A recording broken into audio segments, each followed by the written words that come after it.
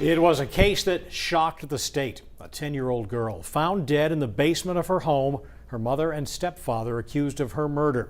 Today, one of them admitted their guilt.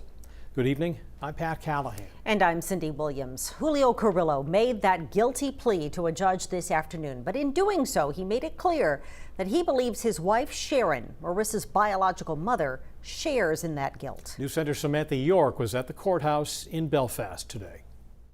Julio Carrillo back in court Monday afternoon, this time pleading guilty to charges of murder, all while Marissa Kennedy's family sat listening in the courtroom as prosecutors mapped out some of those tragic events that led to her death. How do you now plead to that charge? Guilty.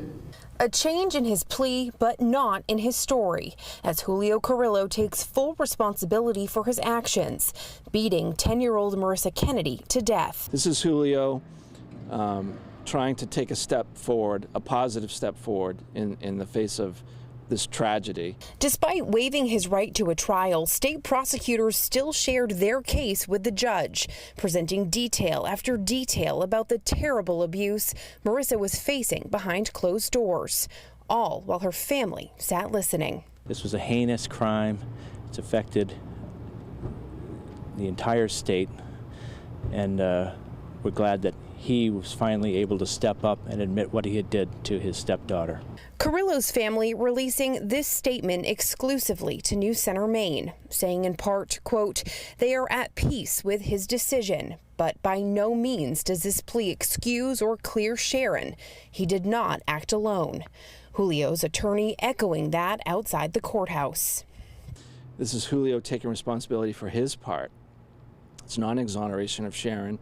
However, an attorney for Sharon Carrillo, Marissa's mother and other accused killer, says otherwise. We'll be asking them to dismiss charges. Whether or not that will happen, I'm not sure. While those details and others remain up in the air, Julio's attorney says one thing is certain. His client is ready for a fresh start, and if he's asked to testify against his wife, he will. When the facts come to light, and if that case goes to trial, you'll see that she's just as responsible for Marissa's death as Julio is. Carrillo will be back in court on August 28th for sentencing. State prosecutors say they'll be asking for a life sentence. In Belfast, I'm Samantha York, News Center, Maine. Marissa's death and that of another little girl, Kendall Chick, a couple of months earlier, led to some changes in Maine's child welfare system. News Center's Zach Blanchard takes us to Stockton Springs now, the town where Marissa died, and found that while relatively few people knew her or her family, her death has left the town forever changed. Even a year and a half later, there are still small signs of Marissa Kennedy here in Stockton Springs, proving this community is still affected by her tragic death. At the time, it prompted an outpouring of support, not just here in this community, but really around the entire state. It certainly had an impact, even forcing Maine's Department of Health and Human Services to take a hard look at the way it's protecting our state's children. Here, where it all happened back in 2018, the community has been working on a few small ways to keep her memory alive. One is already at the town's library. There's a bookshelf in Marissa's honor. The town is also working on a memorial rock, and eventually there could even be a memorial site for Marissa on the waterfront.